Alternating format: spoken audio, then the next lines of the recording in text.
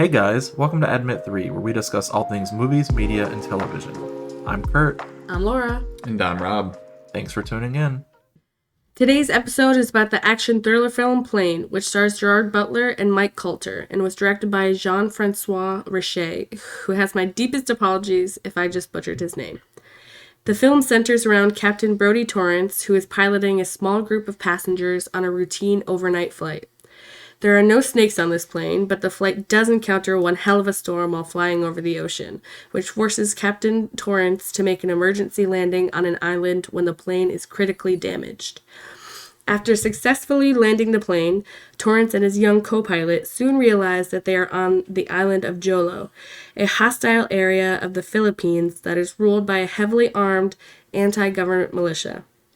Knowing that being stranded here puts his passengers and crew in danger, Torrance elects to free passenger Louis Gaspar, who is being extradited on an old homicide charge, and the two of them set off into the jungle in search of a way to contact the airline and get off the island before it's too late. Guys, I've got to say, I'm really excited to chat about this one. Rob, what do you think about Plane? I have a few thoughts about it. I will say right off the bat that my favorite part of the movie was about like the first 30 to 45 minutes. I felt like the building up of tension, and they actually had some character building in that first part, which was lacking in the later parts of the movie. One thing that I thought was kind of funny was they're reading off like the passenger list and how many passengers they had, and they said, we've got 14 passengers, but then they put all the people on the plane and there's like 6 people or 7 people, like nowhere near 14 passengers. So I thought that was interesting. What was your general thoughts on it, Kurt? I agree. The first 30 or 40 minutes were the strongest of the entire movie. The sequence of the plane going down, I thought was actually riveting. I kind of found myself, clenching a little bit. I'm pretty afraid of flying. I've never flown before. The thought scares me.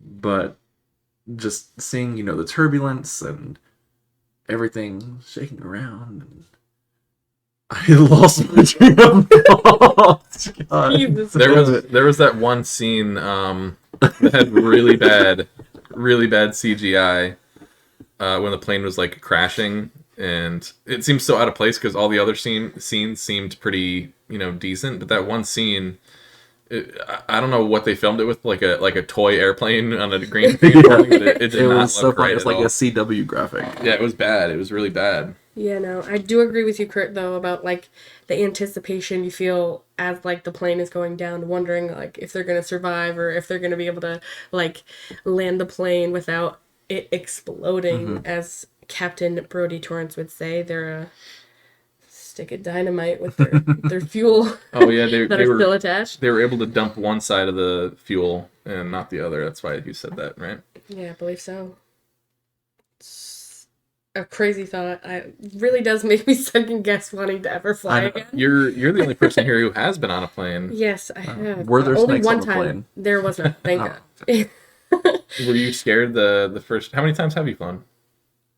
I've to Florida and then from Florida, so technically twice. Yeah. But at one travel one period. trip. Every little shake or like the turbulence I felt, I would look over and be like, "Is this normal?" I'm like, yeah. I can't. And like the higher you go in altitude, like the more pressure you feel like in your head. So like your ears are popping. Like when you dive to the bottom of a pool. Yeah, it's very weird. And like, I'm always anxious normally, so like I'm just like squeezing the armrest, like hopefully this will be over soon. Was Gerard Butler your captain? She had nothing to worry about. No, I don't believe so. It would have been cool though. It would have been an experience for sure. One thing that was really cool in the movie was in that whole opening sequence when they're flying before the whole plane gets struck by lightning and they start going out of control and crash landing. One of the passengers was drinking a IPA that I have had previously, and it's one of my favorites actually. It's called Sip of Sunshine. Sip of Sunshine. By Lawson's Finest Liquids. I highly recommend it if anybody was looking for a new beer to try. Yeah, Sip of Sunshine. If you want to sponsor an episode of Admit 3, just give us a call. But yeah, the that whole intro sequence was very cool, and to me, that was the strongest part of the movie. After that, in my opinion, it kind of took a nosedive, just like the plane. Did you write that down? No, I didn't. I was just off the handle there.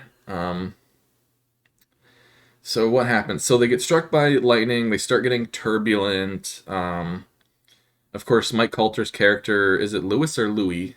Louis. I think it's Louis. Louis Gaspar. Okay, so Louis Gaspar has an officer with him, and his officer that is watching him is texting on the phone, and he drops his phone mid turbulence, and he has the genius idea to take off his seatbelt and go for the phone.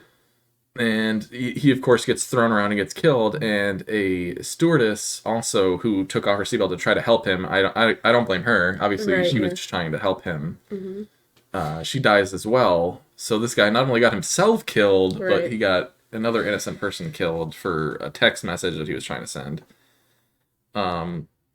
Did you guys have any reaction to that like scene? Because the scene where the stewardess comes down with the turbulence and hits her neck Lands on the chair, Yeah. And you hear the Yeah. it was pretty brutal, but at the same time, it was like kind of comical. 'Cause you're very like, what comical the way it happened. Yeah. Yeah. It was very funny, especially because of why it happened. Right. It's not like this was just a little bit of turbulence that somebody might think was safe to get out of their I seat. think all the power had been off at that point, right? Or no? I think so, yeah. I do Yeah. believe the power was out on the plane So already. like knowing that there was literally no mechanical stuff working inside the plane, he's like, oh, let me. Yeah, he had to go for that I fall. don't know. Was he sending like a goodbye text? Maybe like maybe. Yeah, that's what was happening. Yeah, Maybe. maybe But that's even why. then, I mean, you're gonna risk your life to send a text message. It's Even just- I don't think Yeah. I don't think you get cell reception. Do you on a plane? You're the only one who's Yeah, been on the you're- plane. Yeah, no, but when I was on a plane, you weren't able to You're supposed have to put it your on airplane yeah, mode. you weren't able to have like your phone out like you can now. I think people still do, even though they're not supposed to. They say it can mess with like the planes. The like- avionics, yeah. yeah. But now I think they say it's fine. Yeah. But I don't know if you can like send a text from 36,000 feet in the air. I don't know. No idea. Maybe they would get it Later on, maybe yeah. Who knows? Oh, The reason they were going through this storm to begin with was because one of the higher ups at the company, told the captain to go straight through the storm to save fuel. They have so few passengers that they're not going to worry about it. They're going to blast right through it. And it was really funny. They brought in I completely forgot the guy's name, and I apologize. They brought in like a higher up guy, and he was talking to him, and he said, "What are you, a fucking meteorologist too?" It's just such a funny line to me. it was very funny. Yeah, I think all of that they had them fly over a storm all to save I think like $12,000. So like they're saying that those 14 lives, well, those only 14 passengers. Then you've got like the Yeah. crew too. So like all of those lives are worth 12 grand, I guess. And it ended I up made costing you- them so much more money Yeah. in the long run. 100%. Also, I feel like major corporations they feel like that anyway. So like they don't care. The captain, he even had like another route planned that would have taken them completely away from the storm, but they told him Yeah. no. So it's like just a horrible fuck up there. I mentioned earlier that they did some character building in the first like 30-45 minutes, mainly with the captain and his, what was it, a co-pilot? Is that Yeah, what it was you a call him? co-pilot. Yeah, very light character adding. I want to add. Yeah. It wasn't like extreme, well fleshed out character. It was like bare minimum stuff. Right. But I appreciated it. It was just enough to Yeah. kind of Make make you you have care a little sympathy, bit. yeah. Yeah. You're invested in if this person's going to live or die. I think his name was Dell, right? In the movie, he's played by Yosin An. His character's name was Dell in the movie, and those are really like the only two characters they really even tried to flesh out a little bit was the captain and him, and the only way they fleshed them out was showing that they had a family, which Right, like the pictures on their Yeah. doesn't really go too in depth. What did you guys feel about like the character development? Because I was really underwhelmed.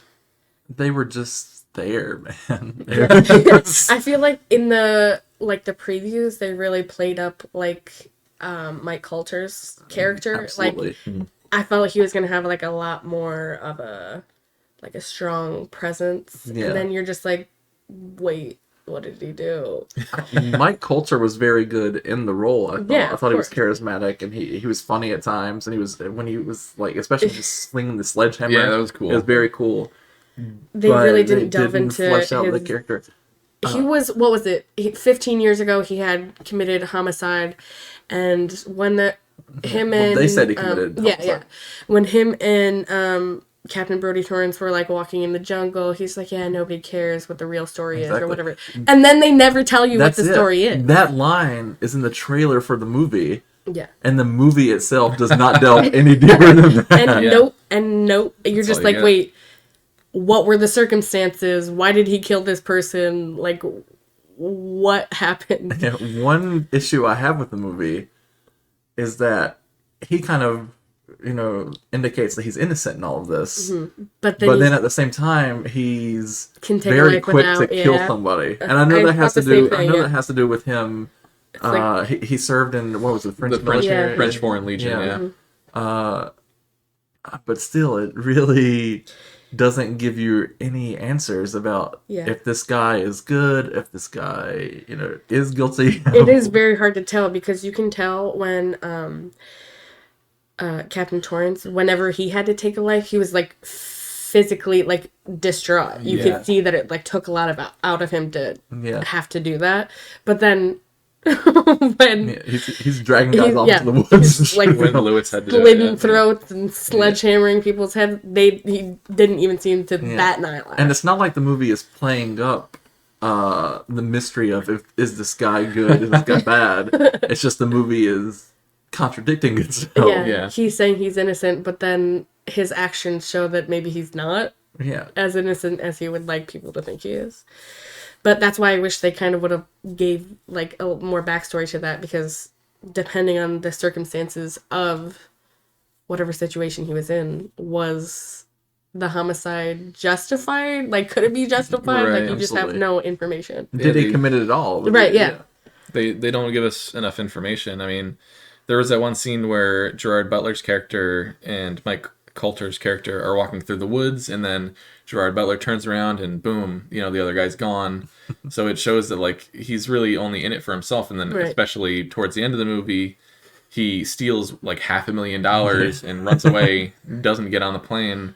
So throughout the whole movie, he's really only looking out for his own interests, and they don't explain anything about his past really, so it leaves it up to the viewer to decide, which is fine, but I just wish that they had more for the person to look into, because they really don't give you much with his character, which is unfortunate. It is interesting. He, like you said, he is looking out for his own interests, but at the end of the day, he does kind of come around And like when help he- everybody else out. Yeah, when he disappears, when Gerard Butler's walking, he disappears, but he does pop up and save Gerard Butler in that scene. Right. And at the end of the movie, he takes the money and disappears into the jungle. Yeah. But then he But does before come he around. runs off, he does take out that guy that was about to shoot like a rocket launcher. Exactly. Like, Yeah, that's what I'm yeah. saying. He comes back So, around like, and, helps save everybody. He, I don't think he's inherently evil, but he's also not Shout out to necessarily Evil on Paramount Plus, which stars Mike Coulter.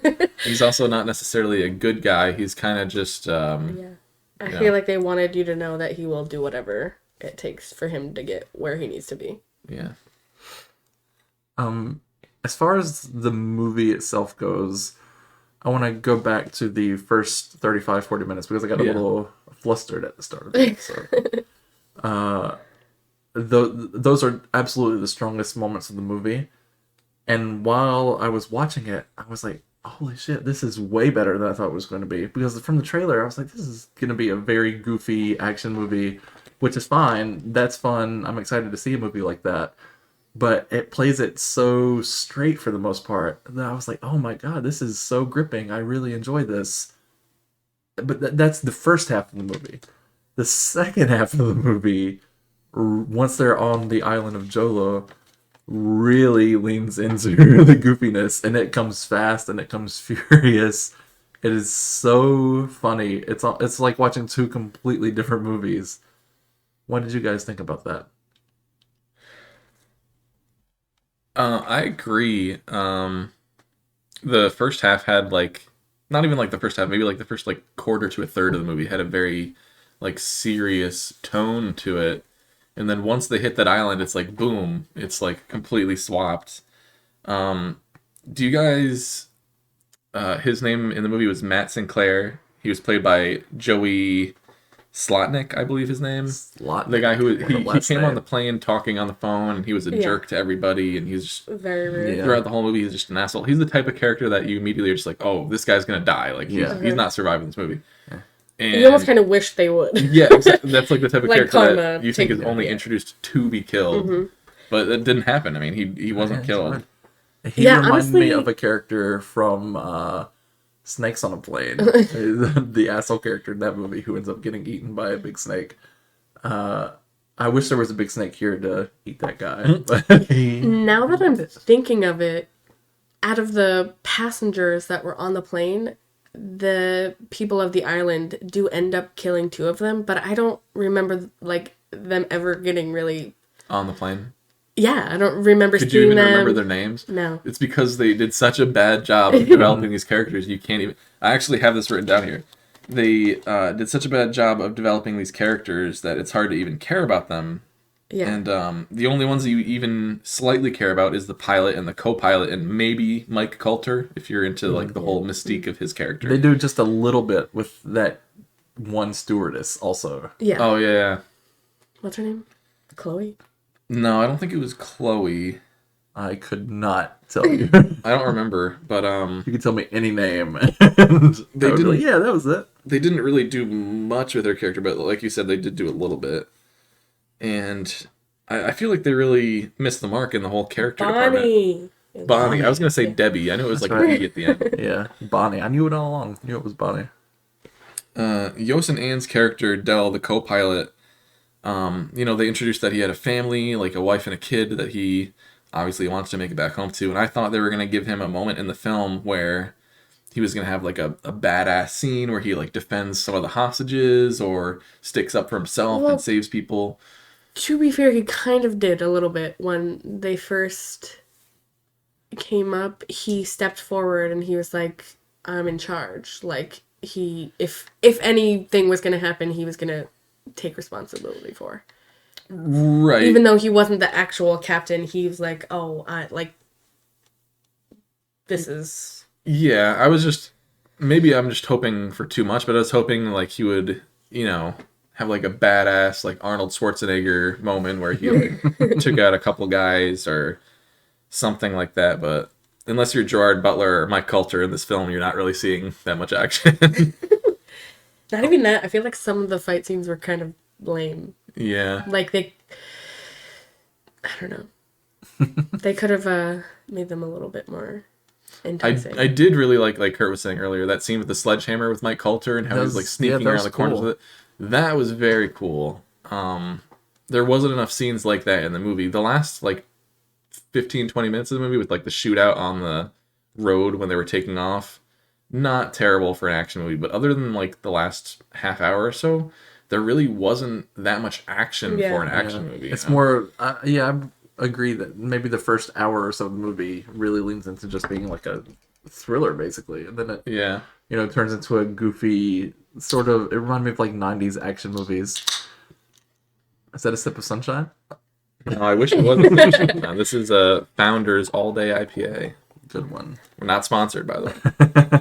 Also, a lot of it took place on the plane, which I didn't think it would. Like, a lot more of it did than I thought it would. Well, the movie is called Plane. I know, but I thought it would just be like, oh, they went down, and like most of it would just be like fight scenes in the jungle. But I was surprised. What I was surprised about was that they returned to the plane and flew it back off of the island. I was had to not see that coming.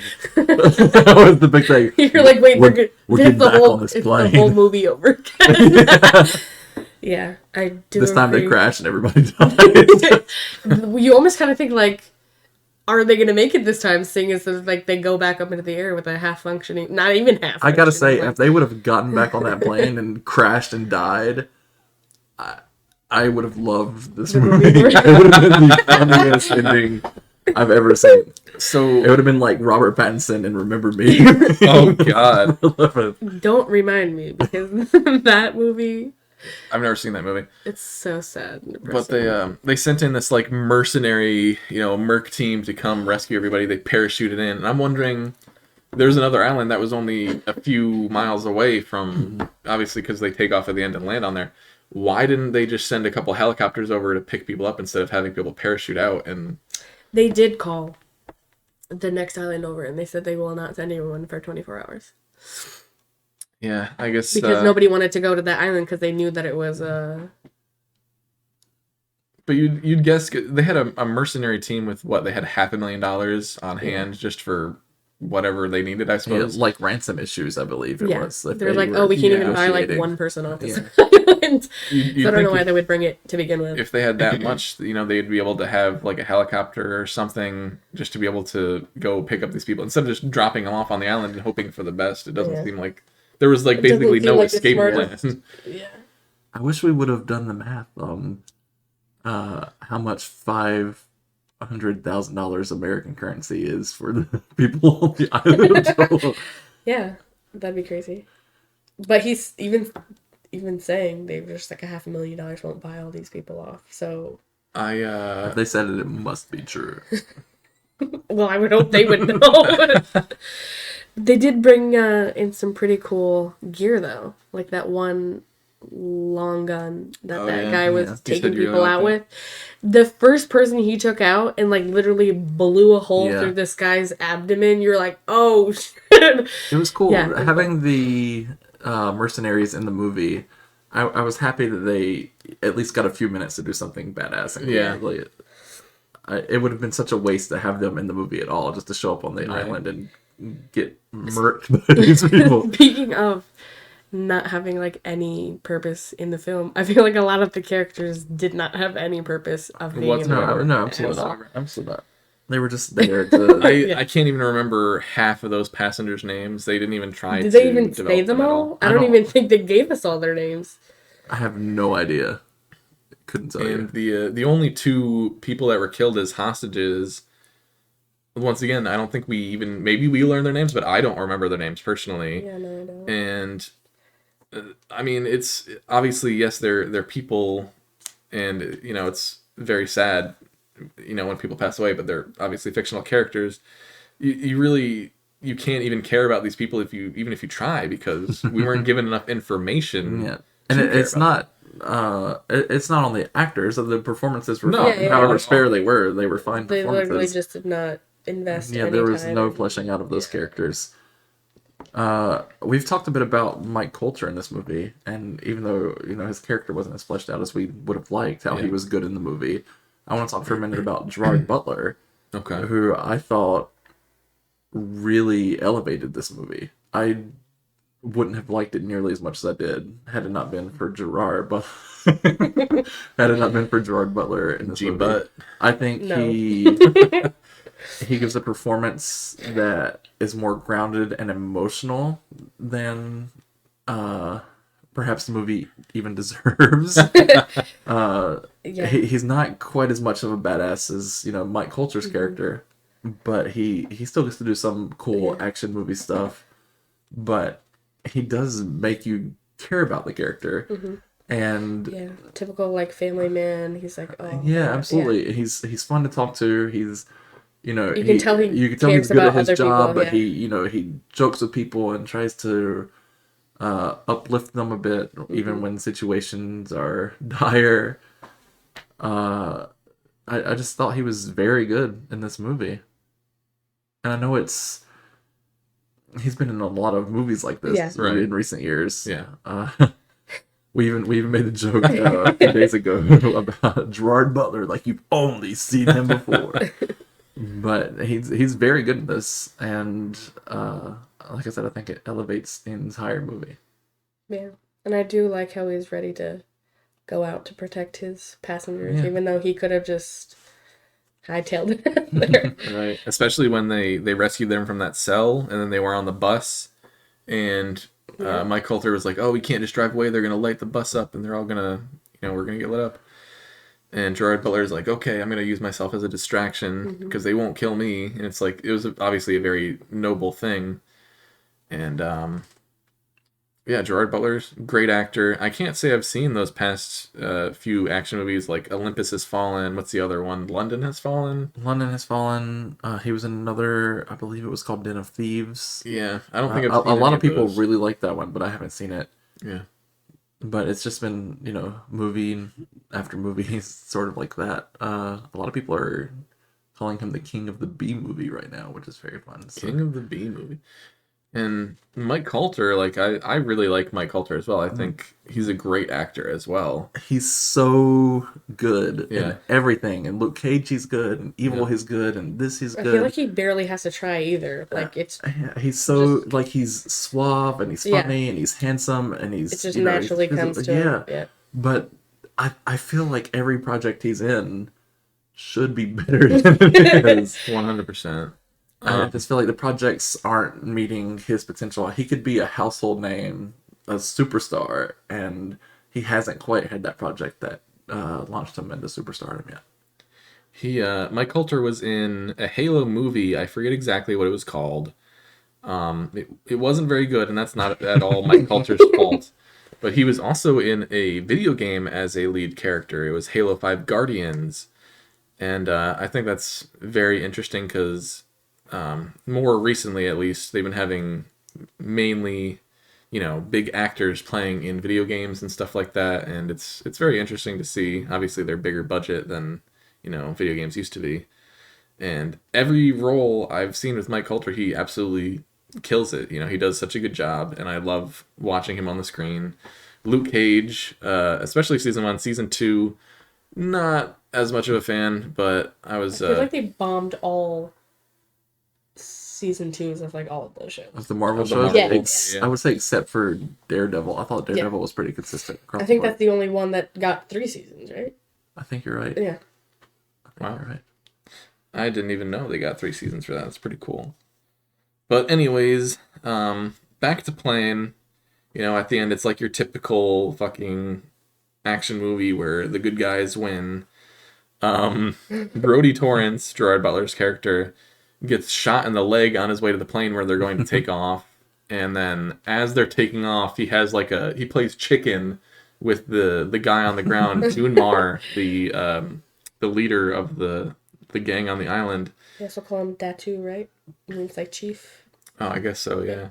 And June Mar has like an RPG and he's aiming it at the plane, and the plane is coming straight at him. And instead of jumping out of the way or moving, he's just standing there. He's going down with this plane regardless. And the what is it? The wheels of the plane or the landing gear of the plane just absolutely smacks him. And I was hoping so badly that the landing gear was just gonna just explode this guy, and it was gonna be such like a gory scene. It just flips the truck and that's Yeah, it doesn't do as much, but it's a very funny It's scene. very funny. Those the final 10 minutes of that movie, I was laughing hysterically all the way through. It's so goofy. Yeah, I do have to agree. Also, along with getting shot in the leg, he also gets shot in the shoulder. Yep, G. Butler. And at the end, when they make their second landing, they're exiting the plane because you got all the ambulances and whatever coming from the next island over. And Bonnie just leans over and she's like, "You're gonna go to the hospital, right?" He's like, "Yeah." And then they all just leave him on the plane. Yeah, he's been shot twice, and they're just like, "You're fine, you're It's just a good." ricochet. Like, you're gonna get this looked at, right? Bye. Like, and the standing ovation he gets when they do the second landing is so funny. If you see the blonde chick, I don't even know her name, but she's just like, It was very awkward, right? it was so awkward. It's But like he they didn't. serve that standing ovation. Of course, And but the like, first time he landed that plane, everyone was giving him shit. They were so yeah, ungrateful. that's true. He saved They their basically lives. were just like, And "You're a then ship he- pilot. I'm never fucking flying for the what was it, Trailblazer? I'm Yeah, never flying Trailblazer. Trailblazer again." And then at the end, they're like, "Thank you for saving my life." I can't believe I would have let them stay hostages after they were so ungrateful. I would have taken that plane and gone home with it. And we can't forget, before we move into final ratings, When they are getting onto the plane to make the final evacuation with all the hostages, Mike Coulter's character chooses that he is not going to go on the plane because he's obviously a fugitive, and he knows he's just going to be taken into custody once they land. And as everybody else is getting on the plane, he tells Gerard Butler, "Good luck, mi capitan," or "Good luck, my captain," or something. But he says "mi capitan," and it is just so funny and out of place, and it just seemed like it was just so thrown in that we just all. Isn't could there not like a believe. funny like high five too, like an almost from Weird- Carl Weathers Arnold Predator stuff going So on? bizarre, so Good luck, bizarre. mi capitan. It's so funny and It out was of very place. weird. Like I said, those final 10 minutes are so fucking Really funny. do like how funny it was though when he like goes over to get. He's like, "Oh, I'm out of ammo," and then he sees the Yeah, bag of so money. then He's he's like, the money. It's like the blinking "Yeah, man. this is it." We don't know what his plan was because even with $500,000, he's on an island Yeah. that is Right. controlled by Where- separatists. yeah. And it's just like, what are you You gonna can't communicate with anybody. what are you gonna do with $500,000? But anyways, I personally gave the movie a 2 out of 5 stars. 2 out of 5. I knew that was gonna be Kurt's reaction, but yeah, I mean, I thought it was Son of a not the bitch. strongest movie. What did you guys give it for your final rating? I'm giving it a 3 out of 5. I almost gave it a 3.5. The first 40 minutes of the movie, I was like, this is a 4. I love this. My issue with it, the reason it eventually fell down to a 3 for me, the first half of the movie and the second half of the movie feel like different movies. It's a straight up thriller for the first half, followed by being, like we mentioned, a very cheesy 90s style action movie. I feel like it could have just remained a thriller and been great, or been that goofy movie the whole time and been, entertaining and fun, but the tone feels conflicting to me. And the bad guys are just very stereotypical bad guys. They're not great villains. You don't give a shit about any of the things going on. It's laughable. Yeah, so ultimately I gave it a 3. I think it's a very entertaining movie with some really great stuff in it. A strong performance from Gerard Butler, a strong performance from Mike Coulter, even though his character was lacking. Some of the action was good. The thrills were good. And we got a few good laughs. Yeah. What about you, Laura? What'd you give it? I'm gonna shock both of you right You gave now. it a 4? 5 stars. No, I gave it a 3.5. But it's 3.5. rare for me to go over 2.5. Yeah, that is very rare. I'm The surprised they reason I gave it a 3.5 is because I would actually watch it again. Like, I would watch it again too. Yeah. Absolutely. I do wish they had more character development for mostly all of the characters. But I mean, it did keep you on the edge of your seat. Like, are they gonna survive? Like, is the plane gonna explode when they hit? And then when they get back on the plane, they're like, they better get to safety. You know what I mean? You're almost like, they can't die now after going through all of this. So, yeah, I don't know. As soon as I left the movie, 3.5 just kind of like sat in my mind. So that's what I'm gonna give it. Very happy to hear that. I like that you enjoyed it. So we got, what, a 3, a 3.5, and a 2? A 2, a lowly 2. Okay, so what averages out to 3, right? I don't do math. All right, let's just say all around it's a 3 if we combined all our scores. So next week, what are we doing? We're doing Missing, right? We're doing Yes. Missing next week. Yeah, from the makers of Searching with John Cho. It looks like the exact same movie. I believe it's starring Storm Reed. Storm Reed from Euphoria. Euphoria. Yep. Searching is great. I know you guys haven't seen it. It's great. It uses that. Should we watch it before to compare, or no? Maybe watch Missing sure. first and then watch Searching to see which one, so we don't ruin. We don't ruin Missing. Let's do it. Either way you want to do it, I'm happy to do it. But I do, speaking of movies that remind us of other movies, I wanted to say there's a movie from, I believe, John and Eric Dowdle, I think is their last name. It's starring Owen Wilson and Pierce Brosnan, and it's called No Escape. It would pair so well with the movie Plane. The tone is similar. The politics are murky, like in Plane. It's just a straightforward action thriller that I would love for you guys to watch sometime, and everybody at home who might be listening to this to check Check it out. out, No Escape. It's so much fun. We'll have to check it out, and we hope that you guys tune in next week for Missing. Missing. That's right. Also, for those of you that are interested, make sure you keep up to date with us because we're going to be reviewing The Last of Us, which is airing Sunday, right? 9 Sunday at 9 p.m. on p.m. HBO and HBO Max. That's right. We should have that out Wednesday, and we hope you guys listen and hope you enjoy. And also part 2, we have social media accounts now. Yeah. At Admit3Pod on Instagram, Twitter, and TikTok. We're posting daily content. We're kind of trying to get in the rhythm of doing that. So that's at Admit3Pod on TikTok, Twitter, and Instagram. Yeah. Follow us. Go hit that follow and subscribe button. For sure. That's Admit3 with Roman numerals, by the way. We also have the YouTube account, same name, Admit3. Make sure you're liking and subscribing. Comment if you have any opinions on the videos. And thank you for watching. See you guys next time. later. Wow.